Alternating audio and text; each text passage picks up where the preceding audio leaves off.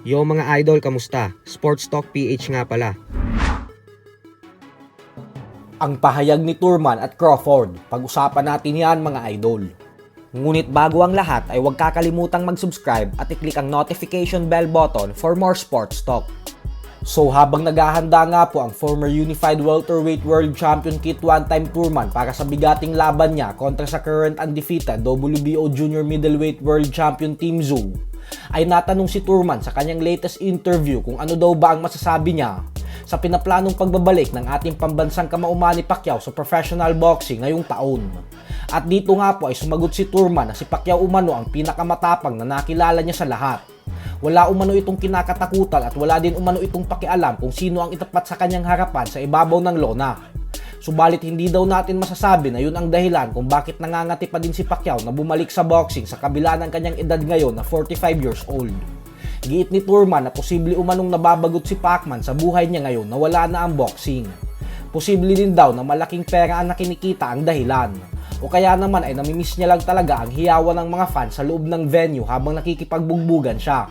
Madami umanong pwedeng dahilan si Pacquiao, pero ganun pa man ay umaapaw daw talaga ang respeto niya sa ating fighting senator. Sa kabilang banda naman mga idol ay formal na nga pong hinamon ng current undefeated Unified Welterweight World Champion Terence Crawford ang kasalukuyang undisputed Super Middleweight World Champion Canelo Alvarez na magtuos na silang dalawa ngayong taon. Sa post ni Crawford ay sinabi nito na ang laban nilang dalawa ay walang duda na siyang pinakamalaking laban na pwedeng gawin sa sports ng boxing ngayon. Hindi umano siya natatakot kay Canelo dahil malaki daw ang kanyang tiwala sa kanyang sarili kahit walang ibang naniniwala sa kanya na kaya niyang manalo laban kay Canelo. Handa po talagang umakyat si Crawford ng 3 dibisyon patungo kay Canelo upang bumasag ng panibagong record bilang kauna-unahang boksingero na maging isang 3 division undisputed world champion. Bagay naman na napakahirap basagin at mahigitan. Subalit sa kasamaang palad nga po ay mukhang hindi interesado si Canelo dito dahil sinabi niya na dati pa na wala naman daw hahanga sa kanya pag tinalo niya si Crawford kasi galing ito sa mababang dibisyon.